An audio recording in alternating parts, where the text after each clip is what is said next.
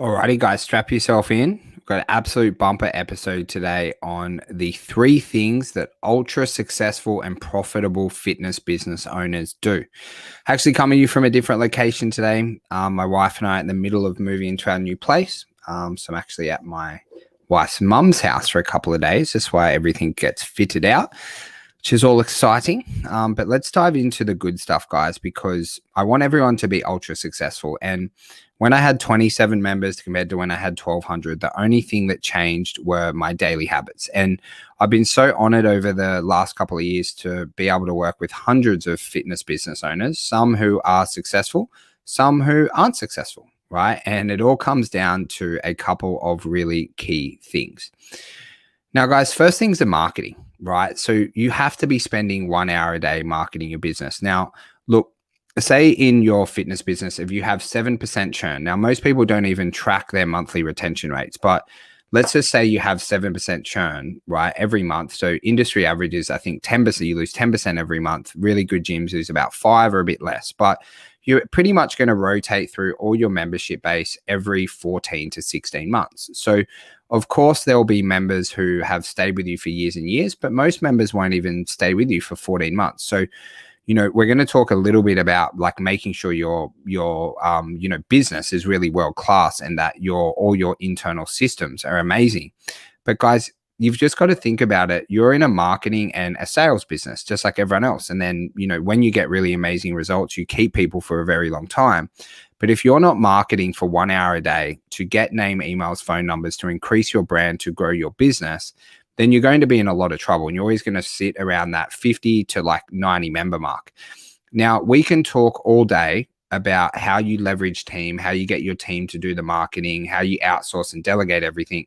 But I'm just going to talk about at a basic level from someone who's at 50 members and wants to get to 200, right? And then we can talk about marketing teams and all that kind of jazz another day. Now, in terms of what marketing you need to do, it's such a topic that so many people get wrong and they don't really understand. So, there's heaps of ways to market. There's paid ads, there's referrals, there's networks and affiliations, there's SEO, there's Google ads. If you don't have a list of how you market a fitness business, just use Google, right? There's a ton of things there. But one of the keys that people don't understand, right, is finding the right marketing methods and platforms to suit you.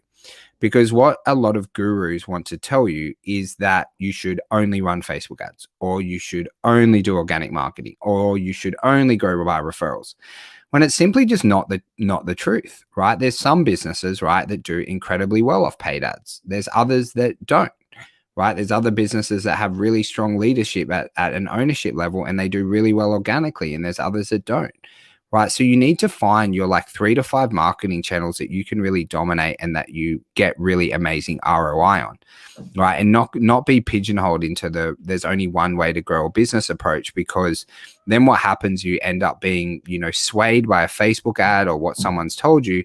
And you go down this marketing avenue that doesn't, suit the way that you want to grow the business. Because, I'm really big on paid ads, but yeah, running paid ads, it's a different type of sale at that stage. You're at a bit different part of the buyer's journey. So it suits people who are stronger at sales. Or in comparison to, marketing through your authority in your local network, it works really well for someone who's really outgoing and bubbly, has a lot of friends in the local area. But guys, you need to be marketing for an hour a day. Now, we have a thing called the Marketing 101 plan. It takes about an hour a day. Often people in the program just get VAs to do it over time because it's incredibly easy to do. That's how, I know I love VAs, and VAs are so highly talented and skilled, but I know a lot of people watching this would be like, hey, for $5 an hour, you get a lower class of, worker, right? Whether you think that or not, we can outsource a whole marketing plan to a virtual assistant. So, if you're not able to do it yourself at the moment, you probably should have, a pretty good hard look at yourself in the mirror. Because if you're not marketing your business for a minimum an hour every day, you're going to, super struggle. You don't even need mentorship programs and stuff for that. Just go and fucking get it done. Okay. Now, the next one where a lot of fitness business owners fall down is understanding the drive and determination it takes to actually grow a fitness business. Okay. So, once you've ticked off that you've marketed for an hour every day, you're getting your 10, 15, 20 leads a week, whatever it might be for your targets. Then here's where really the tough stuff happens. When how are you going to get those leads to come in and book in? And I don't care what anyone says about how amazing automations are. Like, there's a ton of different automation softwares out there and they're all fantastic.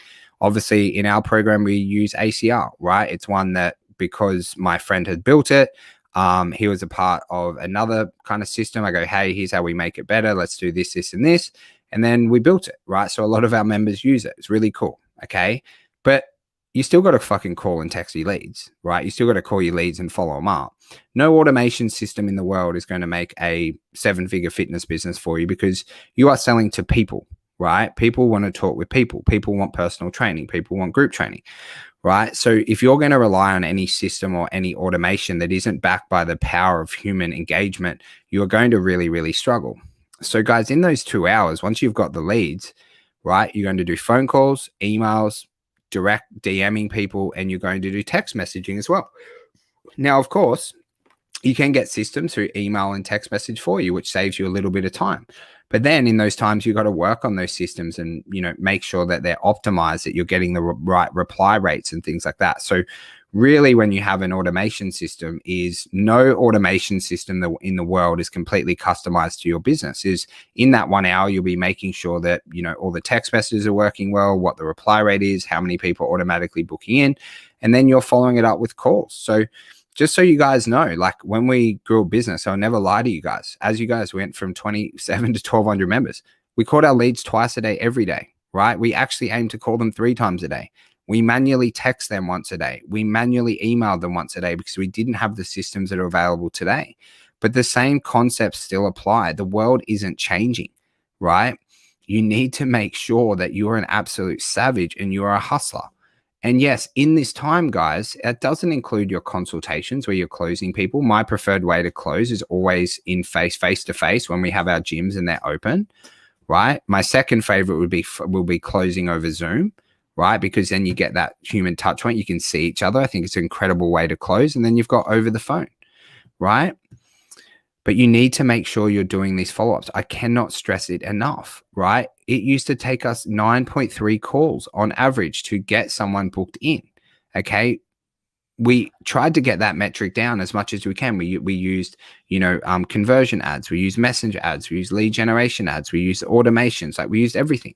When it came down to it, it's like, hey, you want 2 bookings a day? Cool, right? Make sure you call. Make sure you make, like, if you make 20 calls a day, on our averages, you'll get 2 bookings who will come in and attend, right? It's just basic mechanisms, okay, of growing a business, and especially a fitness business as well. And there might be a time in this podcast where I present to you guys, go, hey, it's changed.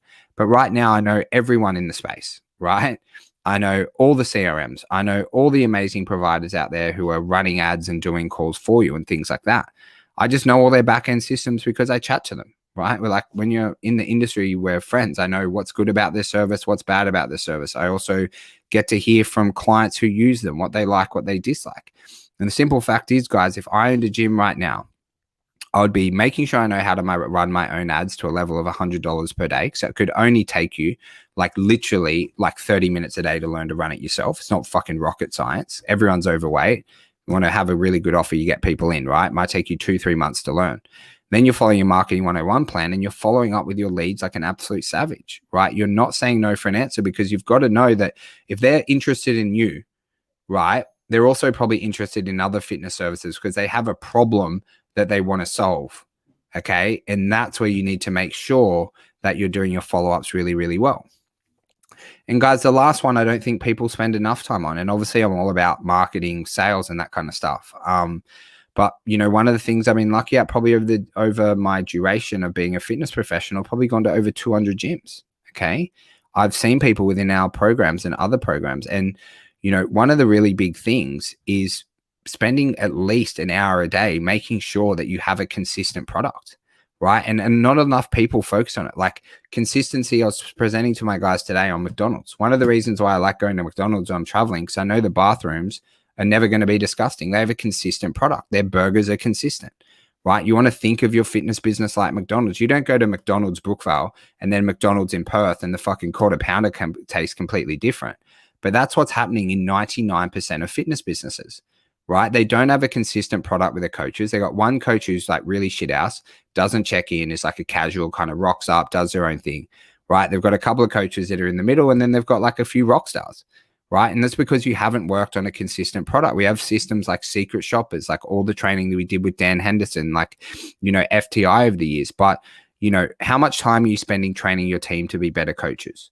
Right? How are you teaching? How much time are you spending teaching your team how to implement the operational systems of the business, how to open the gym, how to close the gym, how to intro a session, how to do warm-ups properly, how to regress and progress someone who, you know, you might have someone in a class who can deadlift 180 kilos compared to someone who's, you know, just starting out. What's their ability to do that? And I'm going to say probably across the board, everyone listening to it's going to be pretty shit house, right? Because there's no internal systems. Like, you know, in our clubs, we're so proud of the internal systems we built where they did 45 minutes of training every single week on becoming better coaches, right? How to be better personal trainers, right? Then we also paid for their external courses. We also paid for Dan Henderson and his team to come in every 90 days for a day and make them better coaches, right? And then it's your levels as how are you inspiring them? Because guys, a lot of people in fitness, so you know, it is a stepping stone job.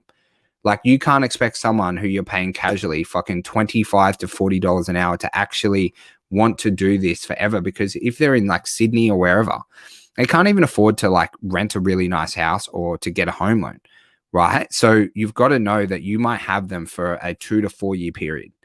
Okay. These like young people that are coming through that love fitness, because there's going to be a time in the fitness industry, and as much as it sucks, unless you're an owner making good money, the lifespan in fitness is pretty crappy. Right. And it's crappy because the pay's crappy. It's crappy because even like the really good coaches earn $1,500 a week. And that's, you know, like in reality, they could go get a corporate job. They work 9 to 5, they earn the same money and they don't have to fucking get up at 5 a.m. So where your position fits in is how can you get the most from those coaches in the times that you have them?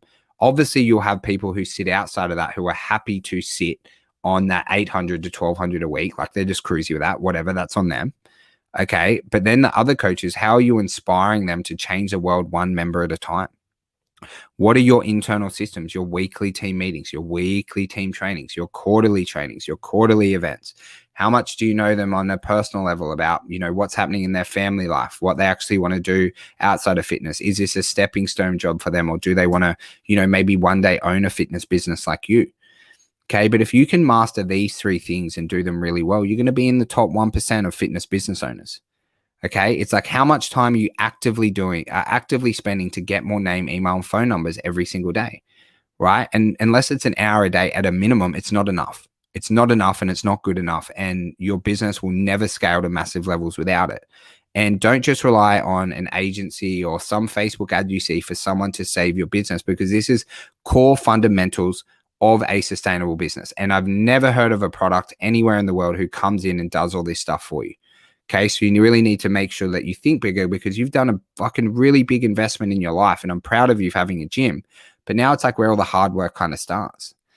And then also sales, guys. There is no way at the moment you can get around it, right? And I'd love to see any examples where you can, where really, really successful businesses don't have absolutely savages in their sales, or they've had the money where they can outsource it, right? There's some companies you can pay like really considerable amounts of money and they're worth every fucking penny because they do it for you. But a lot of people watching this wouldn't be prepared to spend that investment. But maybe that's, you know, you either need to learn to do it yourself or outsource this stuff. Otherwise you like don't really grow because you're not doing the follow-ups at a correct level. And then, guys, spending time with your team, and not just spending time with your team and being friends with them, spending time with your team so they become better coaches. They know how to implement the systems better. You have set standard operating procedures on what the gym looks like closing procedures, opening procedures, cleaning procedures every single day, and that you're inspiring them to change the world one member at a time, knowing that a lot of people in fitness, guys, it's a stepping stone job. A lot of people it's a stepping stone job. So it's like, you know, you've got to know what you're dealing with. You're not dealing with like, you know, people who've gone to uni for 4 years and see this as their way to work up the corporate ladder.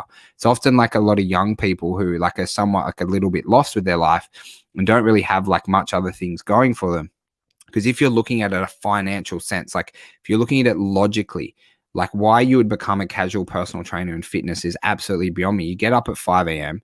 and you work till 8 a.m. and then you have to go and do another job anyway, right? And then you have the full-timers, which, you know, even in reality, if you speak honestly, they're on like $46,000 to $65,000. I live in Sydney. That's nothing.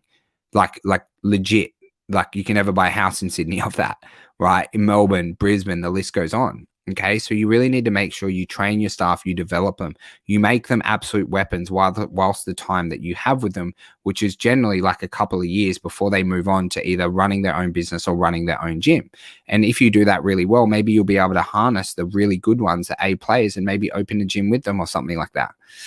Okay, but you want to go back to the basics: marketing, sales, inspiring your team, making sure you have a consistent product. And obviously, there's a lot of little systems, little tactics that go into place. But guys, if you're able to do that for the next 75 days, 150 days, the next year, the next 2 years, right, you can dramatically change your business and change your life. Because I know I was that person who wasn't doing it until, I met a mentor, and he's like, told me like pretty much to straighten the fuck up and like sort my life out. And actually, if I wanted a successful business, to become a business owner who deserves to be successful. And it was very, very basic stuff that he taught me. It wasn't rocket science. At the time, I thought it was rocket science. But now I'm just like, it's just basic core fundamentals of growing a business: marketing, sales, making sure you have a really great team who get results and have a consistent product. You do those things really well, and you always think of your business like a McDonald's in terms of systems, procedures, how you onboard people, how you keep staff, is you're going to run a really, really successful fitness business. The key is, if you can do it for a day, why can't you do it every day for a year that you're working? And that's where a lot of people fall down. I haven't cracked the code on that yet. I try and inspire everyone I come into contact every day. So I hope you got a little bit of value from today. I hope you wake up tomorrow and you're like, fuck, I'm going to do my marketing. I'm going to do my sales, because then I hopefully know that if these videos, these podcasts, if I can just help one person do better, be better, become better, then that's just going to make me a very happy man. So guys, I hope you have a really good day. I know it's incredibly tough for fitness business owners at the moment in Victoria, and especially New South Wales. I just want you guys to know that if you ever need anything, if you just need to chat, just hit me up on social media, guys. Like, my heart goes out for you. My heart's broken for everything that's happened. I know it's incredibly tough. I know it's unfair, but I know the really strong people will get through this and survive. And the simple fact is, guys, like after the back of this next lockdown and however long it goes for, there's going to be some shining light, because a lot of people are tapping out right now of the fitness industry. I see it every single day. A lot more people are thinking of selling a fitness business more so than what happened 2 years ago. I would imagine not many people are thinking of starting a fitness business. You see all those franchises popping off, right?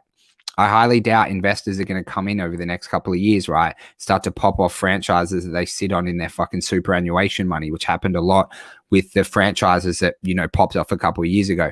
So for those lifers, those people who really want to fucking crush it and stay in the fight, there's going to be some amazing sunny days around the corner. You've just got to stay in the fight. You've got to make sure that you do the very basics really well, and that you think of it not on what you have to achieve over the next 5 days, 5 weeks, 5 months, but what you can achieve over the next 5 years with consistency, discipline, and building the right systems in your business. And I know there's going to be someone watching this who's thinking of quitting. And, if you don't, you stay around, there's going to be a couple of gyms in your area that shut down. There's going to be less competition popping off in terms of physical locations. Online will obviously pop off in virtual. We can talk about that another day. But I think there's going to be some fitness business owners across the world who absolutely crush it. And I've seen it with a couple of my friends in the UK have opened I think 14 clubs this year. So, guys, just stay in the fight. There's definitely some sunshine around the corner for us all, even though I know sometimes you might not think of it like that. But I just want to say, if anyone's really struggling, anyone, if you need to talk to, just reach out to myself. I'm more than happy to just have a chat to you for, 5, 10, 15, 20 minutes, an hour, whatever we need to do, because I don't want to lose some of the amazing friends and people that I have in the fitness industry. And I know, at the moment, a lot of people are, potentially thinking about what to do next because it's been so tough. And guys, I'm going to go have some dinner. I'm at my wife's mum's house, so she always looks after me pretty well, which is good. She's Vietnamese, so hopefully I get some pho. We'll just see how we go. You guys have a really, really, really good